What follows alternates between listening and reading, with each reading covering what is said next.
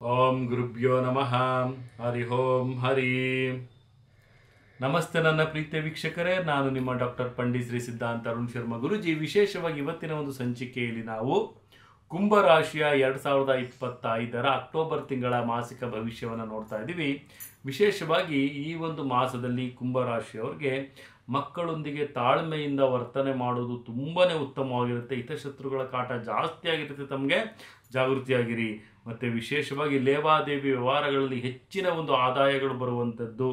ಮತ್ತು ವಿಶೇಷವಾಗಿ ತಾವು ಸ್ವಲ್ಪ ಸಫರ್ ಆಗ್ತೀರಿ, ಸ್ವಲ್ಪ ಜಾಗೃತಿಯಾಗಿರಿ ತಮ್ಮ ಒಂದು ವೈಯಕ್ತಿಕ ಜೀವನದಲ್ಲಿ.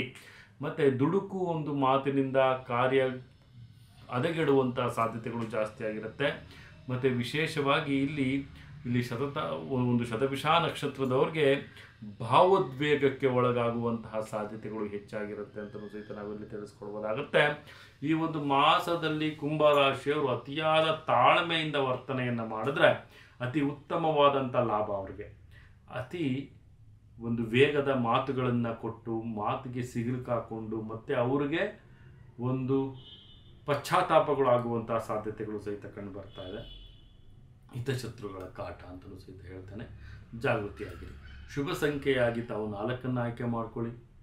ಶುಭ ಒಂದು ಬಣ್ಣವಾಗಿ ತಾವು ಶ್ವೇತ ಬಣ್ಣವನ್ನು ತಾವು ಆಯ್ಕೆ ಮಾಡ್ಕೊಳ್ಳಿ.